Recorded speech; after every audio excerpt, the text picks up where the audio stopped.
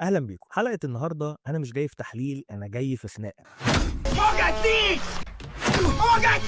وهنتكلم عن الجزء الاول من مسلسل بلاد هاوندز. بالرغم اني متضايق جدا من المسلسل ده الا انه كان في اوقات كتير منه جيد بشكل كبير. وخلينا استعرض الاول ايجابيات المسلسل عشان بعدين بقى نتكلم براحتنا في الاخطاء الكارثيه اللي خلتني اصلا اعمل الفيديو ده. اهم ميزه في المسلسل ده الاكشن، واعتقد ان المخرج كان مركز على الاكشن اكتر من الدراما بشكل كبير، عشان كده كان في فجوات وثغرات كتير جدا في السيناريو. لكن برضه عشان اكون منصف، السيناريو ما كانش سيء من البدايه، بالعكس هو في بعض الاختيارات او القرارات اللي تم اتخاذها في المسلسل ده وصلته ان اخر حلقتين ما يبقاش ليهم علاقه اصلا بالمسلسل. في البدايه المسلسل قدم لنا شخصيه البطل بطريقه رائعه جدا، ملاكم قوي جدا وصارم جدا من اول تدريبه لحد ما بيبدا قتال في الحلبه. وبالرغم انه قوي جدا الا انه شخص لطيف وما بيميلش للعنف في معظم الاوقات. فده تناقض لذيذ جدا كان في بدايه الشخصيه قدر يربطنا بالبطل. ومن خلال البطوله اللي بيلعبها البطل ده بنعرف هدفه الاول انه يجمع فلوس عشان يقدر يسدد ديون امه. وبيتعرف من خلال البطوله دي على صديقه اللي هيكمل معاه رحله المسلسل. وبنكمل في الحلقه الاولى في استعراض الشخصيه واستعراض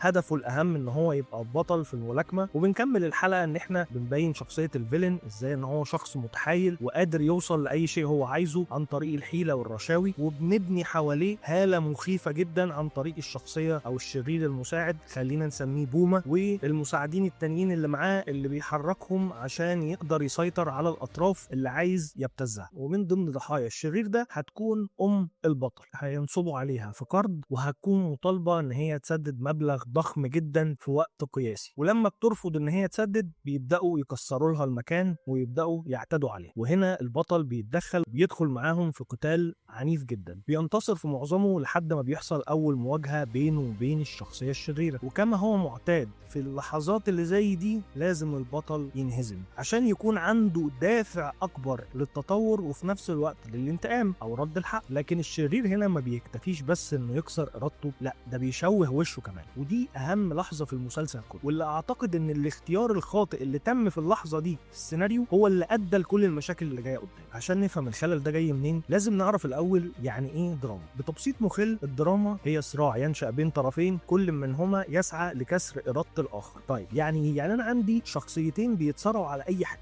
ايا كان. الهدف من الصراع ده مش انه ينتهي ان واحد فيهم مخلص على التاني او ان هو انتصر، لا انه يكسر ارادته، يعني التاني يعترف بينه وبين نفسه بالهزيمه فيكون منصح. ده اللي حصل بالظبط لشخصيه الراجل المرابي القعيد او اللي هو الشخص الطيب اللي هيساعده فيما بعد. ارادته اتكسرت ففضل مستخبي سنين طويله مش قادر يواجهه. فاللي حصل مع البطل ان ارادته ما اتكسرتش، بالعكس هو تعامل عادي جدا. فاللحظه بقى اللي البطل المفروض هنا يجيب حقه هو ما عملش كده. هو عمل ايه؟ فضل يدور على فلوس ازاي يسدد بيها للراجل دينه. طب انت اتنصب عليك مش تاخد حقك؟ طب انت الراجل ده ضربك وعورك مش تاخد حقك؟ لا هو ما عملش كده وما كانش مهتم معظم الوقت بده. طب مين بقى المفجر الرئيسي للاحداث؟ البنت اللي هي حفيده الشخص القاعد، هي دي اللي حركت كل شيء. ودي اكبر ثغره في المسلسل. ليه؟ البطل هو وصديقه فضلوا وقت طويل بيدوروا على اي مرابي يسلفهم فلوس بسرعه عشان ينقذوا المحل والديون ما تزيدش عليهم. يعني هو اصلا ما كانش بيقاوم، هو بالفعل البطل كان خلاص استكن لفكره ان انا عليا فلوس هدفعها وخلاص بقى عشان اريح دماغي. يا خسيس،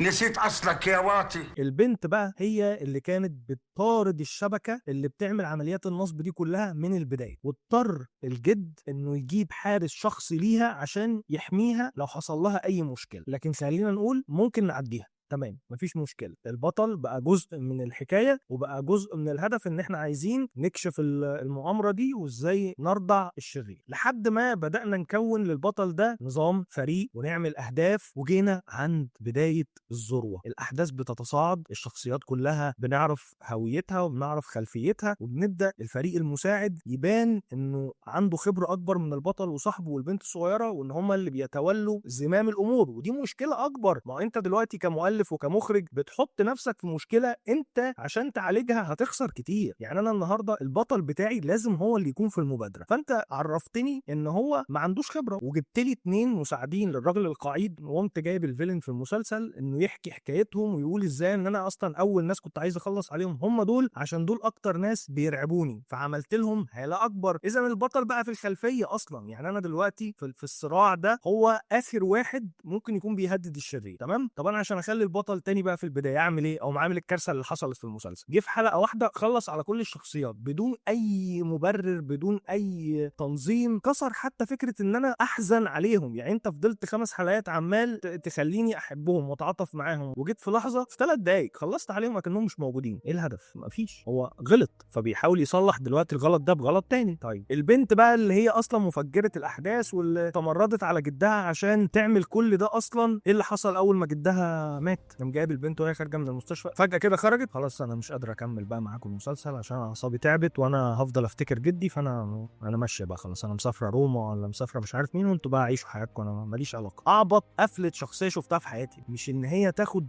بريك فتتعافى فترجع، لا دي انتهت تماما. انا فعلا من القتال بتاع الفيلن والراجل بتاع السكاكين ده، اول ما حصل ما بينهم القتال انا عارف ان الراجل خلاص هيموت، بس لازم الفيلن يطلع من المعركه دي مصاب بشيء ما، لازم يخسر حاجه. ما انت الشخصيه دي عمال تبنيها ليه لما هي ضعيفه للدرجه ان هو هيخش يخلص عليها ويروح؟ انت ايه الهدف اصلا؟ طب ما انت كنت ماشي حلو 5 حلقات، ليه بقى في الحلقه السادسه عملت العبط ده؟ اعتقد لانه بنى دراميا غلط، وهي دي ميزه ان الكاتب يبقى فاهم يعني ايه حبكه ويعني ايه دراما ويعني ايه بطل. انا حبكتي او حبكه العمل لازم تتبني على تبسيط مخل تاني اهو، مين عايز يعمل ايه ومش عارف يعمله ليه. يعني البطل عايز يوصل لهدف مش عارف يحققه عشان الشرير ده بقى بيعرقله عشان عامل له مشكله، فبنبتدي نتجاوز العراقيل دي مع البطل في رحلته اللي احنا متعاطفين معاه وقادرين ندعمه عشان يكسب في الاخر ونوصل للدرجه النهائيه ان هو خلاص خلص على الشرير. بس انت عملت بقى مشاكل تانية اللي هي ايه، عمال تعظم في الشر والراجل يبقى عنيف جدا ويضرب ويعمل، وانت جايب لي البطل مش هيلوث ايده، مش هيشفي غليل المشاهد. ما ينفعش شغل الباتمانيه ده، ما ينفعش. مش باتمان ده يا معلم، انا عندي قواعد مش هكسرها ومش عارف ده باتمان. طب يا معلم خلاص انت مش عايزه يعمل كده وده انا معاك تمام جدا ككود اخلاقي، طب انت جايب لي الناحيه التانيه واحد عمال يدبح في خلق الله ومش شايف حد قدامه وعمال تزرع جوه المشاهد كميه غضب وشر مش طبيعي لازم يتم تفريغهم. الدراما ما بتتعملش اعتباطا. فانت جيت قمت عامل ايه، جايب الشخصيه اللي هو الراجل القاتل ده مع مراته الحامل وقمت مخلص عليه عشان تزود في كره الراجل عند المشاهد. يا باشا انا كارهه من اول مشهد اصلا، انا مش محتاج تعمل كل ده عشان تكرهني فيه. هو انا اصلا كارهه من البدايه، وكفايه ان البطل اتهزم بطريقه مهينه فانا متعاطف مع البطل. لكن اللي حصل ايه بقى، ان انا قفلت الحلقه السادسه كله خلص، يعني كل الشخصيات اللي اتفرجت عليها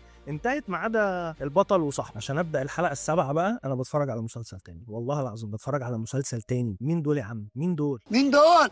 بيعملوا ايه؟ بيتمرنوا سنه ولا كام شهر مستخبيين، شالوا 2 كيلو حديد ورجعوا بقوا جامدين وخلاص هنهزم. وبالرغم برضو ان انا بتفرج على الحلقه الاخيره انا عمال اقول يا عم اديني قفله، انت عمال تفتح في خطوط في الحلقه الثامنه واصلا مفيش حاجه بتحصل. فاحنا عشان نقدم عمل للمشاهد بنقدم له وجبه مشاعر. انا مش بحرك صور ورا بعض عشان المشاهد يتفرج، انا بقول له او انا بوجهه لعاطفه معينه، عايزه يتعصب هنا عشان في الاخر يتعلم قيمه، او لما البطل ينتصر يحس بالانتصار. لكن ان انا اعمل سمك لبن تمر هندي دراميا بالشكل ده، او اللي انا بسميه العته الدرامي او العبط الدرامي، حاجه صعبه جدا. في عيوب كتير جدا في المسلسل ده قفلتني وانا بتفرج. يعني مش ان انا بعدي عشان اكمل انا بتفرج على حاجه اكشن، لا انا اتضايقت وانا بتفرج بجد. المسلسل في النهايه بالنسبه لي متوسط. لو هقارنه بمسلسلين شفتهم من نفس الاطار، ماي نيم وجود بوي، لا هو ممكن يبقى تالتهم. يعني انا ماي نيم بالنسبه لي افضل، وجود بوي حسن شويه كتير من اللي حصل في المسلسل ده. اعتقد جود بوي جه بعده بسنتين. جود بوي ناحيه المسلسل ده بشكل كبير، بس شافوا ايه الاخطاء الكارثيه اللي المسلسل ده وقع فيها وحاولوا يتجنبوها. وقعوا في اخطاء تانية هم كمان، بس لا جود بوي بشكل عام كان مرسوم دراميا بشكل افضل بكتير من بلاد هاوندز. كان معاكم نادر سيف الدين.